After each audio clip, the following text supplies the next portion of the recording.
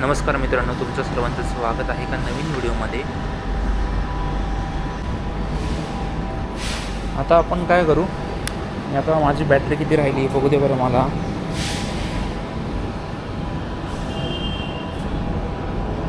%26 battery राहिलेली आहे माझी. मी काय करतो, खूपच पाऊस पडू शकतो अशी शक्यता आहे. पूर्ण काळं काळं झालेलं आहे, ढग आलेले आहे, तर लाईट जाऊ शकते. मग लाईट जायच्या आधी आपलं चार्जिंगला लावून टाकतो मस्तपैकी.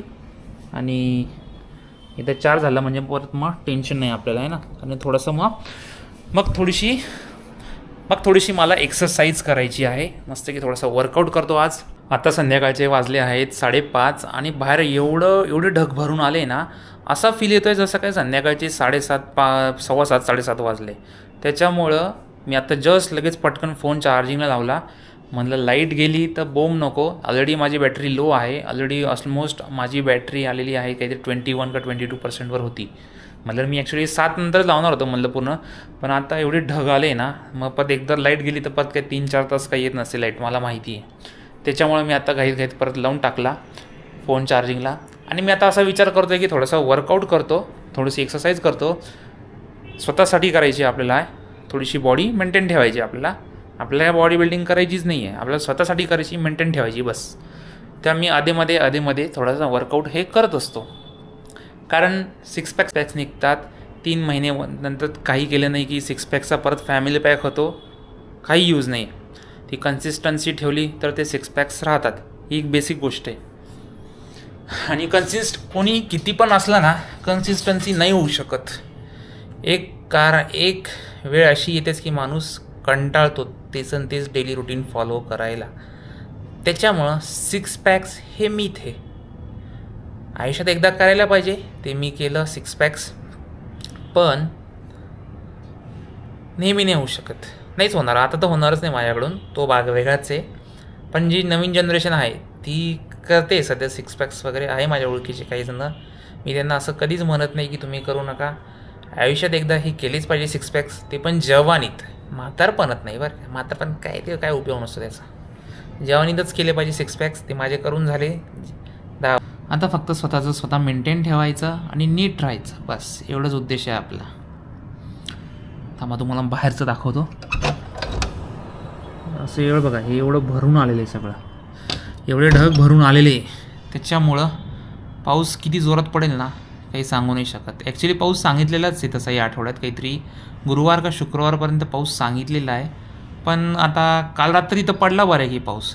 सकाळी थोडासा उजडला आणि आता दिवसभर तर काही पडलेलं नाही आहे. थोडंसं एक हलकंसं ऊन पडलं होतं मगाशी अर्धा-पाऊण तास, तेवढंच बस. आणि त्याच्यामुळे थोडंसं गरम व्हायला लागलं. पण आता परत ढग भरून आलेले बरं का, त्याच्यामुळं पाऊस पडू शकतो. आणि लाईट गेली तर मग माहितीच आहे तुम्हाला, आपलं MSEBीचं बोर्ड 2 ते 3 तास तर का लाईट परत येत नसते. हवा सुटली आणि पाणी आलं आणि पाऊस आला, त्यानं तर कारणच पाहिजे फक्त लाईट घालवायला. त्याच्यामुळं फोन चार्जिंग लावला. आता मस्तपैकी वर्कआउट करायचं, पडायचं थोडंसं 5-10 मिनटं, थोडंसं एक रेस्ट करतो, शांतपणे पडतो आणि मग आपण आपल्या वर्कआउटला लागूया. वर्कआउट मी तुम्हाला दाखवेल किंवा नाही दाखवेल ते आता बघू पुढं. माझा मूड झाला तर दाखवेल, नाही तर माझं वर्कआउट करून घेईल आणि वर्कआउट झाल्यावर मग पुढचा व्हिडिओ करेल मी. ठीक. 5 मिनटाचा डुलका काढला. ॲक्च्युली झोप तर काही लागली नाही, असंच टाईमपास करत होतो. 10 मिनटं पडलो जवळपास, पण काय डुलका काही निघालेला नाही माझा. म्हणलं आता उठावं आणि एक्सरसाइज करायला चालू करावी. चहा प्यायची इच्छा होती, चहा प्यायची. पूर्वी सलमान खानचे केस काय भारी होते. सलमान खान, शाहरुख खान. सलमान खानचे सिल्की होते बरोबर. सलमान खान जर माझा व्हिडिओ बघत असेल ना, 90sमध्ये सलमान खान खरंच प्रॉपर होता, प्रॉपर. ऑब्व्हियसली त्याची पण काही चूक नाही आहे, एज मॅटर्स. बिचारा म्हातारा झाला, तो तरी किती कंट्रोल करणार आहे स्वतःला.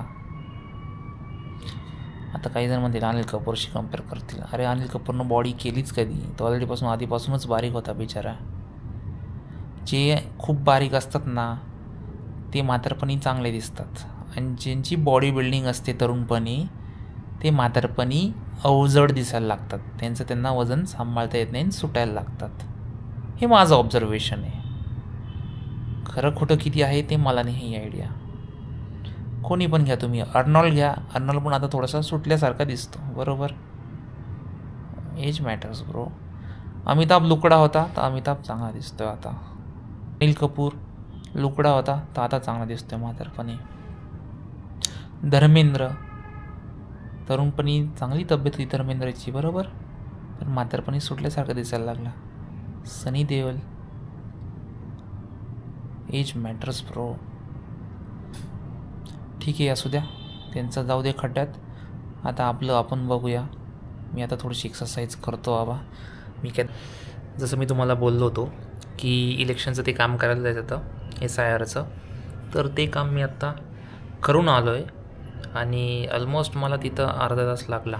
ॲक्च्युली काय प्रॉब्लेम होतो तिथे गेल्यावर, जर आपल्या आईवडिलांनी जर तिथं 2002मध्ये मतदान केलेलं नसेल तर मग ते सापडायला खूप अवघड पडतं. आणि इनकेस जर मतदान केलं असेल तर ते कुठं केलं आहे हे माहीत पाहिजे, आणि ज्या जिल्ह्यात केलं असेल त्या जिल्ह्यातला एरिया कोणता होता ते देखील माहीत पाहिजे. ह्या गोष्टी जर तुम्हाला डिटेल माहीत असतील तर तुम्हाला ते सापडायला एकदम सोपं पडतं. त्याच्यामुळं जे पण कोणी करत असतील त्यांच्यासाठी हे फायदेशीर ठरेल. माहिती करून जावा की कोणी कुठं मतदान केलं आहे आणि तो एरिया कुठल्या, तो प्रभाग क्रमांक कुठल्या एरियामध्ये पडतो हे देखील माहीत असणं आवश्यक आहे. तर या बेसिक गोष्टी आहे, सोपं आहे, अर्धा तासाचं काम आहे, जास्त काही भांगड नाही आहे, लगेच सापडून जातं. आणि ऑनलाईन जर तुम्ही करायचा विचार करत असाल तर ही गोष्ट ऑनलाईन होत नाही आहे, फक्त सर्च ऑनलाईन होतं, लेकिन जे काही करायचं लिंक वगैरे काय ते ऑनलाईन होत नाही. त्याच्यामुळं ते शक्यतो आता 7 का 8 तारखेपर्यंत जी लास्ट डेट आहे तिथंपर्यंत जाऊन ते करून घ्या पटापट. ते सोपं असतात गोष्टी. ठीक आहे, आत्ता बसलो होतो तर डाळिंब खायला, आता मला तुम्हाला दाखवतो.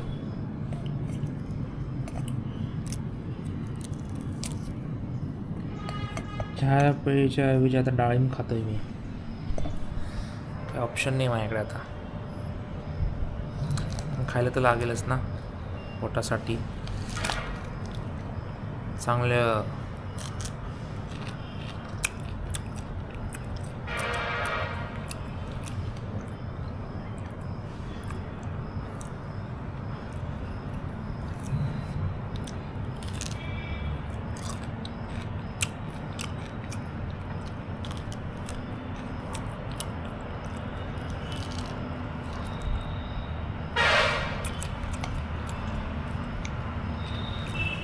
डाळिंब हे शरीरासाठी चांगलं असतं, त्यामुळे त्रास झाला तरी चालेल डाळिंब सोलताना, पण खायला पाहिजे,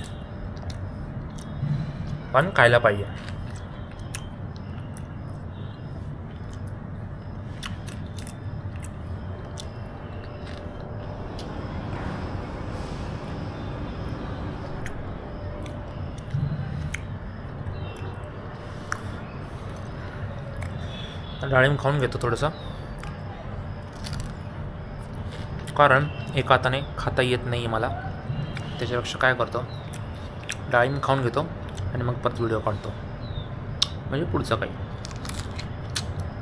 तुम्हाला खाताना दाखवलं मी, बस झालं, एवढंच बघा, नंतर नजर लागणार डाळिंबाला.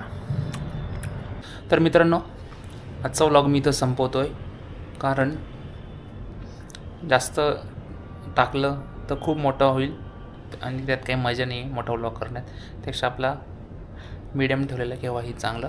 तर भेटूया पुढच्या व्हिडिओमध्ये. चला, बाय बाय.